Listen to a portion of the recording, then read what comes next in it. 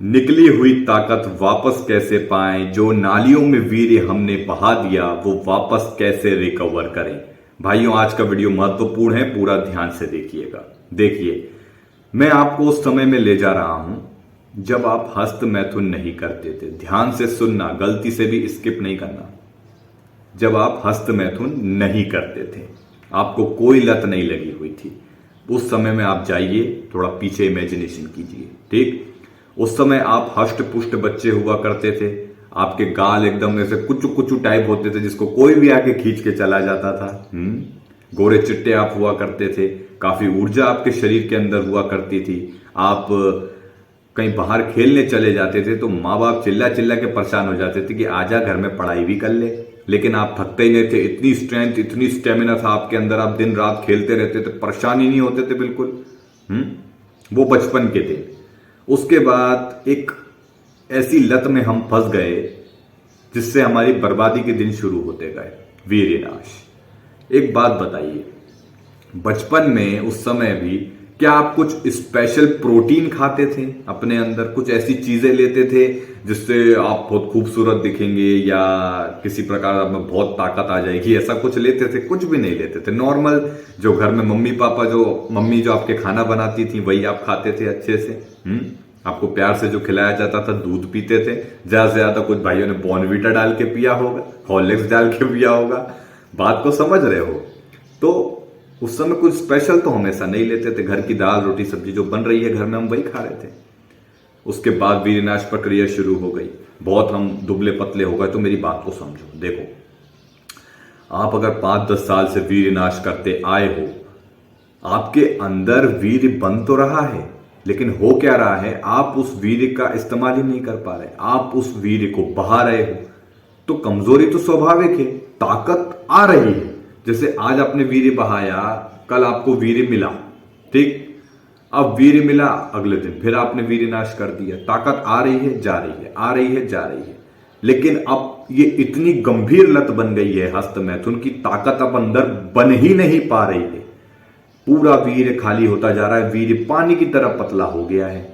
तो रिकवर कैसे होगा? ध्यान से सुनना मेरी बात को। देखो, ब्रह्मचर्य जब हम पालन कर रहे हैं तो भाई ये समझ लो कि वीर्य रोकने तक ही ब्रह्मचर्य सीमित नहीं होता। नियम भी हमें फॉलो करने हैं, दिनचर्या हमें अच्छी रखनी होती है, ठीक है। उसी दिनचर्या में आता है खाना, कि हम खाना पीना, जो भी आप घर में खा पी रहे हो उसकी इज्जत करना शुरू कर दो। क्योंकि मैं आपको बता दूं, जो आप खाना पीना जो भी खाते हो ना, उसके 30-40 दिन बाद वीर्य बनता है। वो भी जरा सा थोड़ी मात्रा में ही वीर्य बनता है, और आप उसको रोज निकालते हो तो फिर पानी जैसा तो हो ही जाएगा ना। अब उसको रिकवर करना है तो वीर्य बचाना शुरू कर दो। जो भी आप रोज खा रहे हो उस खाने की इज्जत करना शुरू कर दो। यकीन मानो, कुछ लोग फालतू समझते हैं क्योंकि ऐसा भ्रम एक फैला दिया गया है। मैं आपको बता रहा हूं, देखो सुनो, जो आप खाना अपने घर में खा रहे हो, जो भी आपकी माताश्री आपके लिए बना रही है ना, वो बहुत ही ज्यादा कीमती खाना है, बहुत ही ज्यादा कीमती। बहुत से लोगों को एक टाइम का खाना नसीब नहीं हो रहा है, और हमें हो रहा है। उससे हमारी जीवनी शक्ति बनती है 30-40 दिन बाद, हम उसकी कद्र नहीं करते, नालियों में बहा देते हैं। इसलिए आज से ही जब भी आप खाना खाएं ना, तो ऐसा नहीं कि खाना खाते खाते टीवी देख रहे हैं, खाना खाते खाते बातें कर रहे हैं, खाना खाते खाते मोबाइल चला रहे हैं, खाना खाते खाते दिमाग में कुछ और सोच रहे हैं, दुनियादारी की बातें सोच रहे हैं। ये आज से ही बंद कर दो। जो तुम्हारे सामने पड़ा है ना, उसको कमाने में कितना समय लगता है भाई? बहुत समय लगता है। दिन रात मेहनत करनी पड़ती है, हमारे पापा मम्मी ने की है, समझ रहे हो? वो उसकी रिस्पेक्ट करो। बहुत से लोगों को नहीं मिलता है, बहुत से लोग तरसते हैं कि ये खाना मिल जाए। हमारे बहुत से ऐसे मैंने युवा भाइयों को देखा है, जो घर में खाना बनता है तो चिढ़ जाते हैं, अरे यार ये क्या बना दिया। नहीं मेरे भाई, बहुत से ऐसे भी हैं जिनको नहीं मिल रहा है, वही खाना अगर उनको जाके देंगे ना, प्यार से बैठ के खा लेंगे। यकीन मारो मेरी बात को, यकीन मानो, ठीक है ना?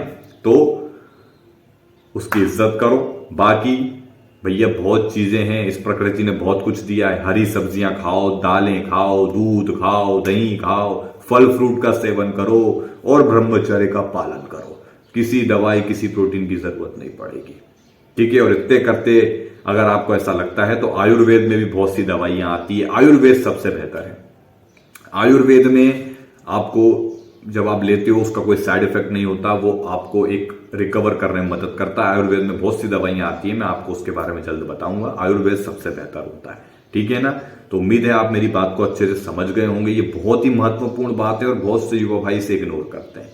जो मिल रहा है उसकी कद्र करो मेरे भाई, जो है उसकी कद्र करो, ठीक है ना। ब्रह्मचर्य का मजबूती के साथ पालन करो। मिलते हैं अगले वीडियो में, धन्यवाद।